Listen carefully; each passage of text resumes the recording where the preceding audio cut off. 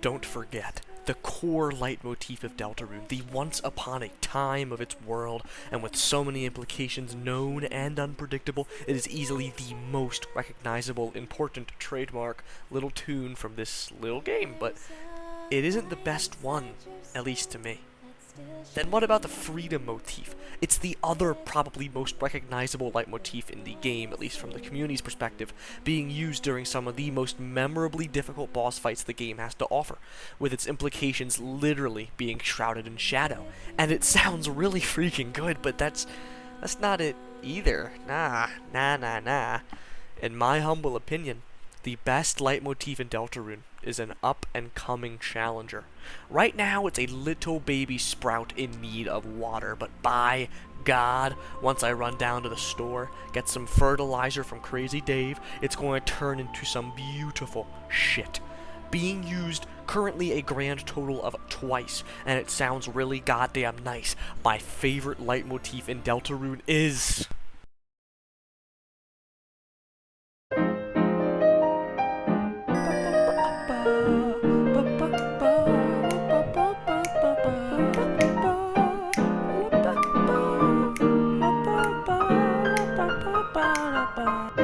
Well, speaking of don't forget from earlier, I almost forgot to say, sup team. Yeah, WAITINGROOM.mp3, whatever it's called in the files, is the best leitmotif in Deltarune, at least to me. And it's heard most explicitly in the scene that I just showed you inside of the Holiday Mansion, if you leave Kris to their own devices for like 8 minutes or something. And it's goddamn beautiful, man. Like I said, this track is used only twice, and we'll get into that other occurrence later. For now, I want to go over Kris's piano rendition, why it is so goddamn good, and what it may indicate for Deltarune's future, but mainly just why it's a phenomenal track and leitmotif, because honestly, I don't feel like doing a big theory. I don't want to say theory slop, but I don't feel like talking about a theory today, or prediction. Actually, before we begin, a little bit of a Rubes 70 digest. You guys liked the fan. I've listened. I've gone back to just how I have the old audio. I didn't use the reduction thingy on Audacity. Made it sound like shit, I agree. And the fan is here to stay. Say hi to him. He's down there. I'm thinking of either naming our little fan buddy Florence or Ferb. So I guess comment down below. Should he be called Florence or Ferb? I'm really torn. But anyway, now I want to get into why Waiting Room in particular sounds so fucking good. Because, you know, there's a whole suite of piano tracks here. I think Kris plays 2 other custom tracks, Last Prophecy 7-4. They're also bangers. And, you know, I think they also play Rules. They play, like, Lancer and Quiz for some reason. They play a whole bombardment of things, and they all sound great. So what I'm about to say kind of applies to all of them, but I just love how real Waiting Room sounds. I guess by extension, the whole piano suite, because, correct me if I'm wrong, I don't exactly have a musical ear. I don't exactly have a musical acquainted ear, but I think it's played like on a real live piano.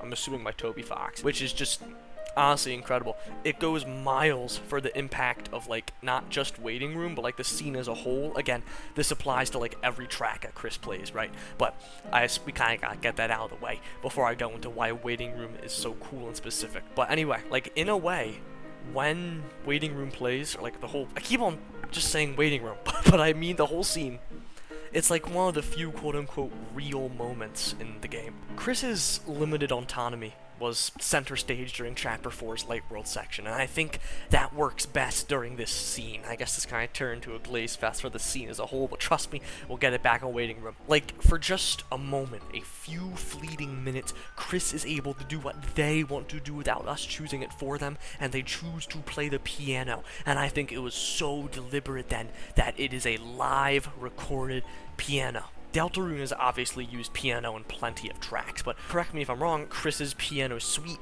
is the first time in the game where we've heard recordings from Fox's actual piano. Again, correct me if I'm wrong. Maybe there's some shit from Chapter 1 that I just forget about. I wouldn't put it past me. With all that in mind, as I keep mistakenly saying, what is so special about Waiting Room to me? Like I said, Kris plays an entire suite It's like 8 minutes long, so why am I over here writing waiting room? And I gotta be real, it just honestly isn't that deep why I like it so much. It just sounds so fucking good. I don't know if you guys feel like cheated for me to make it that simple, but god damn, waiting room just sounds so good. Compared to all the other tracks, this one just hits the absolute hardest. In my mind, for some reason, waiting room is like the, I guess, softest track that Kris plays. I really hope that makes sense. Like soft piano. It just feels so comforting. Every track that Kris plays is comforting to me, especially I think 7/4. I think is one I like. I kind of forget. But waiting room just feels so special. And I can go even further into why. This is going to get laughs out of people, but frankly, I don't goddamn care. You just gotta hear me out, and then I know you will agree. Waiting room, hear me out here. Waiting room sounds like something that would be spliced up and played at the end of Steven Universe episodes during the end credits. Like, specifically the last 2/3 of waiting room. Tell me I'm wrong. Tell me I'm wrong. Tell me I'm wrong. Hit him with a little bit of I'd always thought I might be bad. Now I'm sure that it's true. I'm seriously not kidding. That's like the biggest reason why I like waiting room so much. Just purely from a it sounds goddamn good perspective. It sounds like something Rebecca Sugar would just sing over top of. I don't know. That's it. I'm sorry. that's all it is. It's not that deep, but it can go deeper if I wanted to. Pause! So with that out of the way, I would like to talk about why this leitmotif is so goddamn good as it relates to Kris. And by the way, I'm not using leitmotif and track interchangeably because I'm not that stupid. I know I say I don't have a musically acquainted ear, but when I say leitmotif, I really mean the that part, okay? Okay, that's the leitmotif that I'm considering here.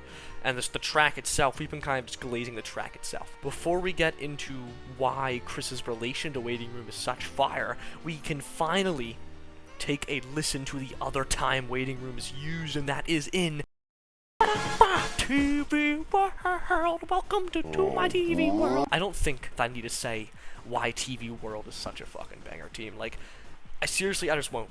I'm just not going to. A lot of people say they don't gotta say something, then they say it. I'm not doing it. Instead, what I'm going to do is use that track to help us bridge how waiting room relates to Kris. I almost want to say what's on my mind. Why would waiting room be in TV World if it wasn't at least one of Kris's leitmotifs?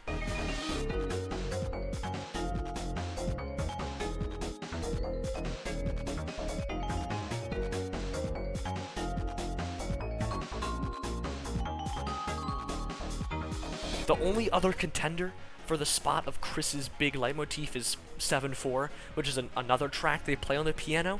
And honestly, yeah, I can honestly see it. I actually debated making this video about 7/4 at first, but I just like waiting room more. And it's used twice, so it has that over 7/4. Yeah, that's it. The TV world, canonically spelled like T-E-E-V-I-E, is the dark world most linked to Kris out of all of them that we've explored so far. Like, Kris literally made it, for Christ's sake. Of course, it's going to have them written all over it. And that extends to the music. And that's why I believe Waiting Room is in TV World. Spelled T-V in the OST, but not in the credits. I don't know why it's like that, by the way. I just kind of thought of that while I was writing. But Waiting Room is probably there because it's Kris's motif. There's a lot more evidence to support why this is the case, so God, I'm getting to talking about evidence. I swear I will not get all theory prediction-y for too long here, but here's the rundown. Waiting Room is called Waiting Room. The egg rooms have the closest ties to Kris's past, especially Chapter 4's egg room, which literally has a waiting room before Kris goes into art therapy. Bam. Speedrun. Theory, intellectual, speedrun. I hope that's not too hard to understand, because there will be a test on this next class, so... But if Waiting Room truly is Kris's motif, like I think it is, and like a lot of people say it is, I'm not going to act like this is my idea, I'm just saying it as I haven't seen a lot of people talk about it. But if Waiting Room truly is Kris's motif, then it has some wacky implications for the rest of Deltarune that make me honestly love the leitmotif even more. I'm not going to go over theories about Kris's past here, that's for another day, but it's pretty fucking dark, man. At least pretty sure it's going to be pretty fucking dark. I honestly think the next time we hear Waiting Room play, because it totally will play, it will be whenever Kris's past is fully explored. And that's going to make it hit so hard. By the way, I forgot to mention, all the tracks Kris plays on the piano have played in-game at some point, besides 7, 4, and Last Prophecy, like I said, and Waiting Room. So, yeah, pretty confident that Waiting Room's going to show up again, like a la Amphitheater, Bibliox Theory. If you watched his aura in the info card, you'd know what Bibliox Theory is. Not mine, again. It was just recited in there. But like I said, when Waiting Room does inevitably show up again, it's going to hit like a goddamn truck, man. Like, this track is already playing on my heartstrings like a fiddle. I think it's going to kill me once the full game releases.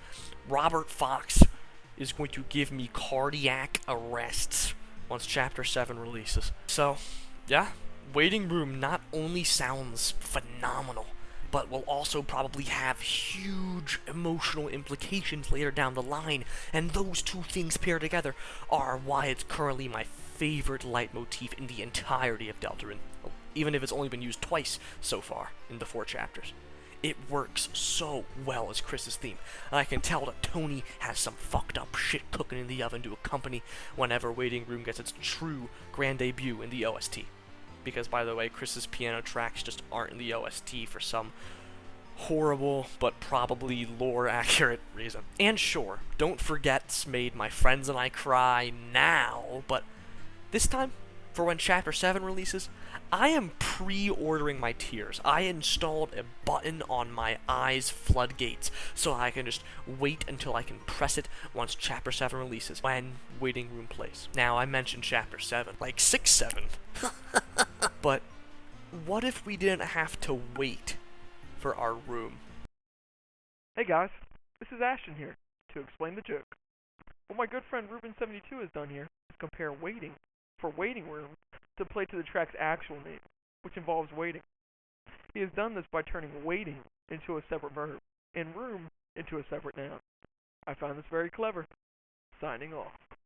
The community has made quite a few tracks that either use Waiting Room as a leitmotif or restore it entirely. And guess what? Just like the motif in the original game, one of those tracks just so happens to be my favorite this community's ever produced too.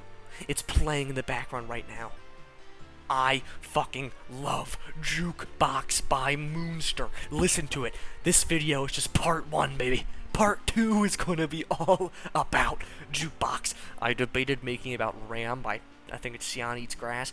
That's also a phenomenal track, but Jukebox just has topped it for me, man. Not that it's a competition, but Jukebox has got to get a video, man. Expect that soon. Comment Juked out if you got this far, team. That is JUKED space OUT.